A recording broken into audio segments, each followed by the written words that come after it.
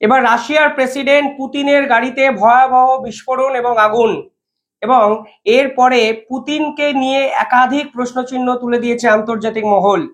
হঠাৎ করে পুতিনের গাড়িতে কারা আগুন লাগিয়ে দিল এবং কেনই বা বিস্ফোরণ ঘটলো সে নিয়ে এক বড় সড় প্রশ্নচিহ্ন তুলে দিয়েছে ওয়ার্ল্ড মিডিয়া। সময়টা ভাবার চেষ্টা করুন, যখন ইউক্রেন বনাম রাশিয়ার সিজ ফায়ার কিছুদিনের মধ্যেই আনুষ্ঠানিকভাবে সম্পূর্ণ হবে, ঠিক তার আগের দিন পুতিনকে মারার গভীর ষড়যন্ত্র করলো কে, সেই প্রশ্ন আন্তর্জাতিক স্তরের একাধিক মিডিয়া কিন্তু তুলে দিয়েছেন। লাকিলি বা আনলাকিলি যেভাবেই আপনারা বিষয়টা দেখেন, এর ফলে পুতিনের কোনো ক্ষতি হয়নি, কারণ সে সময় পুতিনের অন্যতম প্রিয় গাড়িতে পুতিন ছিলেনই না। কিন্তু দুর্ভাগ্যের বিষয় হলো এমন একটা জায়গায় এই ঘটনাটা ঘটেছে, তা হলো রাশিয়ার অন্যতম সিকিউরড জোন।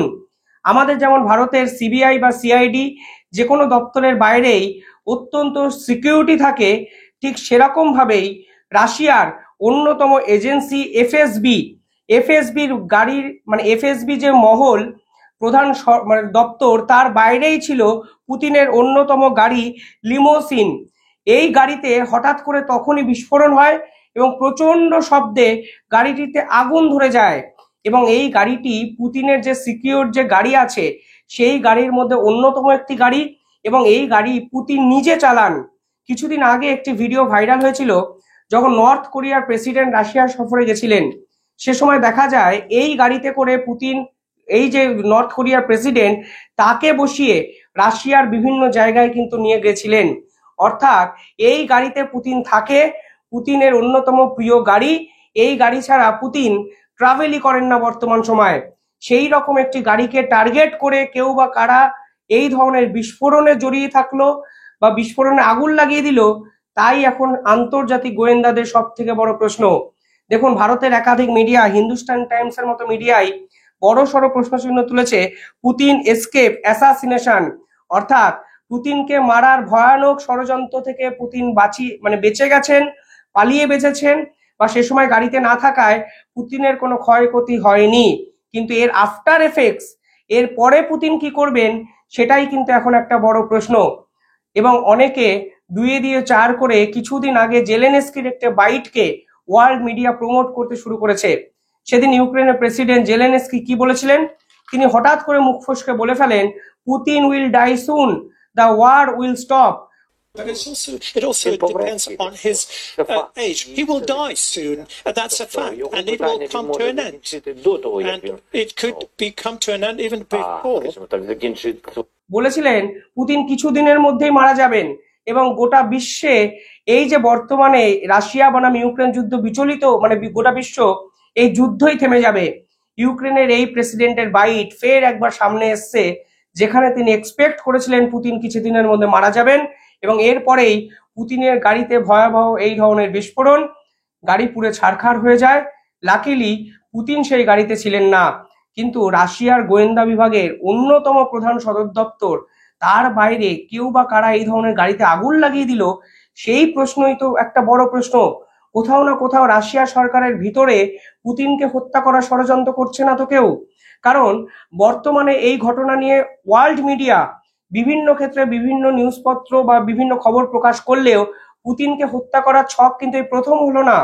এর আগে অন্তত 5 থেকে 6 বার পুতিনকে হত্যা করার ছক কিন্তু বিভিন্ন মানুষজন, বিভিন্ন ব্যক্তিরা কিন্তু করেছিলেন।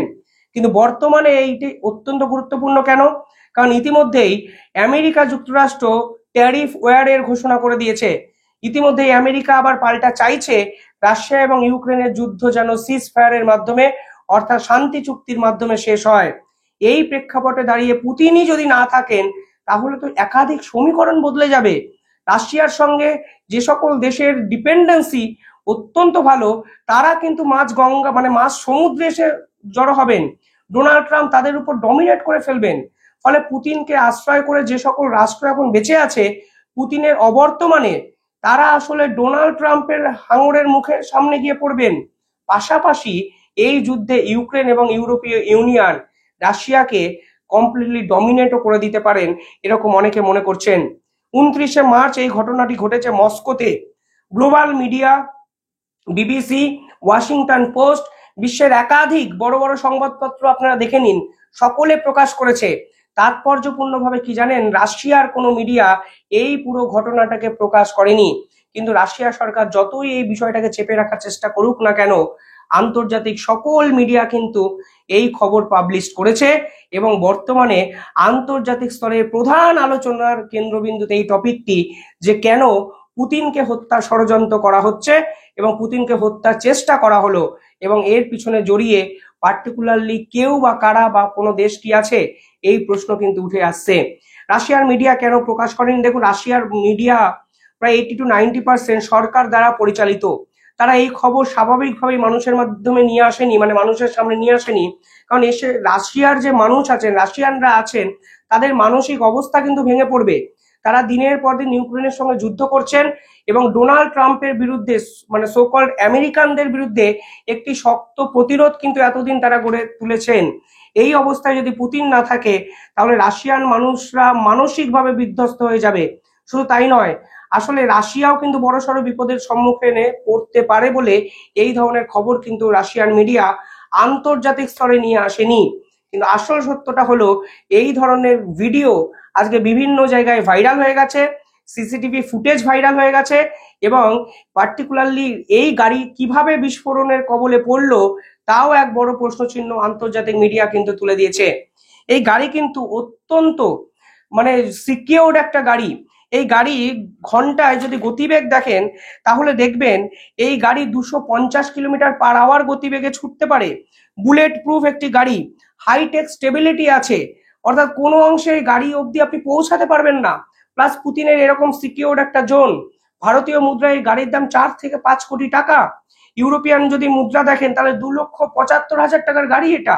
ফলে সব মিলিয়ে এই ধরনের গাড়ি অবধি কেউ পৌঁছালো, এই ধরনের গাড়িতে বিস্ফোরক রাখলো, গাড়ি বিস্ফোরণে কেঁপে উঠলো এবং আগুনে দাউ দাউ করে জ্বলে উঠলো, ভাবলেই কেমন একটা অবাক লাগছে। কিন্তু সত্যি এই ধরনের ঘটনার হদিশ ভিডিও ফুটেজ আজ আন্তর্জাতিক স্তরে বিভিন্ন দেশের প্রধান আলোচনার কেন্দ্রবিন্দুতে।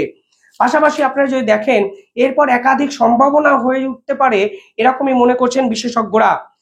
পুতিনকে মারার চেষ্টা কেন করা হবে? ইউক্রেনের দৃষ্টিভঙ্গিতে একাধিক বিশেষজ্ঞরা একাধিক কথাবার্তা বলেছেন। তারা বলেছেন, দেখুন, অনেক কষ্ট করে ইউক্রেনের সঙ্গে এই সমঝোতা চুক্তি কিন্তু ডোনাল্ড ট্রাম্প করাচ্ছেন। এখানে ইউক্রেনেরও স্বার্থ জড়িত আছে এবং ইউক্রেন নিঃসন্দেহে আমেরিকার সঙ্গে মিনারেলস ডিল করতে চাইবেন না। মানে ফাঁদে পড়ে আমেরিকার কাছে নথি স্বীকার করতে বাধ্য হচ্ছে ইউক্রেন। ফলে এই চুক্তি তারা কোনো রকমের করতে চাইছেন না এবং ছলে বলে কৌশলে এই চুক্তি অন্য সময় করার চেষ্টা করছেন। একই সঙ্গে এই চুক্তি যদি হয়ে যায়, আন্তর্জাতিক স্তরে ইউক্রেনের ভাবমূর্তি কিন্তু তলানিতে গিয়ে ঠেকবে যখন তারা পুতিনের কাছে, রাশিয়ার কাছে আত্মসমর্পণ করবে। আর মনে রাখবেন, এই যুদ্ধ শুধুমাত্র রাশিয়া বনাম ইউক্রেন যুদ্ধ ভাববেন না। ইউক্রেনকে কিন্তু সমর্থন করেছে ইউরোপীয় ইউনিয়নের বাকি 27টি দেশ। ফলে সব মিলিয়ে ইউক্রেনের পরাজয় মানে ইউরোপীয় ইউনিয়নের পরাজয়। আন্তর্জাতিক স্তরে এতদিন অবধি ইউরোপীয় ইউনিয়ন যে আভিজাত্য, যে গরিমা, যে ফেক অহংকারে বেঁচেছিল, যারা দিনের পর দিন ভারতবর্ষকে ছোট করেছে, সেই আভিজাত্যের শেষ কিন্তু হয়ে যাবে যদি এই যুদ্ধে ইউক্রেন আত্মসমর্পণ করে। ফলে অনেক মস্ত বড়, মানে অনেক গভীরে গিয়ে এই বিষয়টা ভাবতে হবে। পাশাপাশি ডোনাল্ড ট্রাম্পের উপর বিশ্বাসযোগ্যতা কিন্তু হারিয়ে ফেলছে গোটা বিশ্ব। ফলে সব মিলিয়ে পুতিনকে কেন্দ্র করেই আমেরিকা বনাম ইউরোপীয় ইউনিয়ন, ইউক্রেন বনাম ইউরোপীয় ইউনিয়ন, ইউরোপীয় ইউনিয়ন বনাম রাশিয়া, অনেকগুলো সমীকরণ কিন্তু তৈরি হয়ে গেছে। আর এই মধ্যে ডোনাল্ড ট্রাম্প ঘোষণা করে দিচ্ছেন ট্যারিফ যুদ্ধের। এই ট্যারিফ যুদ্ধতে যদি রাশিয়া, চায়না এবং ভারতবর্ষ একসঙ্গে আর একটা শক্তিশালী জোট গঠন করে এবং ব্রিক্স কান্ট্রিগুলো আমেরিকার বিরুদ্ধে মানে সো কল্ড যুদ্ধ ঘোষণা করে, তাহলে কিন্তু ডোনাল্ড ট্রাম্পও বিপদে পড়তে পারে। ফলে পুতিন এই মুহূর্তে এই বিশ্বের অন্যতম একজন ব্যক্তিত্ব, যাকে আঁকড়ে ধরে, যাকে কেন্দ্র করে একাধিক সমীকরণ কিন্তু তৈরি হয়েছে। ফলে এই রকম বিস্ফোরণের পিছনে শুধুমাত্র যে ইউক্রেনই আছে বলে আমি মনে করি না, এবং এই বিস্ফোরণ আন্তর্জাতিক ষড়যন্ত্র সে বিষয়ে কোনো মানে সন্দেহ নেই। কিন্তু শুধুমাত্র ইউক্রেনকে দায়ী করার জায়গা কিন্তু বর্তমানে অনেক আন্তর্জাতিক বিশেষজ্ঞরাই কিন্তু নেই। পাশাপাশি কালকেই কিন্তু পুতিন একটি ঘোষণা করেছিলেন। তিনি বলেছিলেন তিনি ভারত সফরে আসছেন। এই ভারত সফরে আসাটা চায়না ভালোভাবে কোনোভাবে মেনে নেবে না, আমেরিকা ভালোভাবে মেনে নেবে না, কোনোভাবেই ভারতবর্ষকে হাতছাড়া করতে চাইছেন আমেরিকা।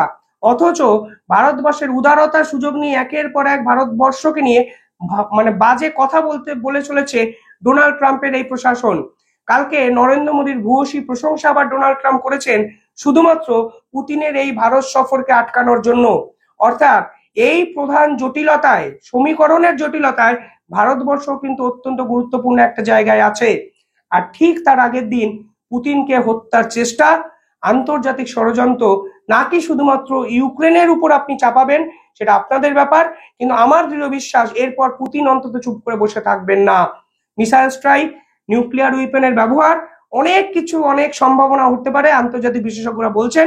তবে যতক্ষণ না হবে আমি এই ভিডিওতে আর আলোচনা করছি না, নিঃসন্দেহে এর ডেভেলপমেন্ট হবে এবং আমি একটা আপডেটেড ভিডিও পরবর্তীকালেও বানাবো। আপনারা দেখতে থাকুন দ্য ইন্ডিপেন্ডেন্ট বেঙ্গল। কমেন্টে জানাবেন আপনারা কি ভাবছেন। চ্যানেলটিকে ভালো লাগলে একটু সাবস্ক্রাইব করে দেবেন। ধন্যবাদ।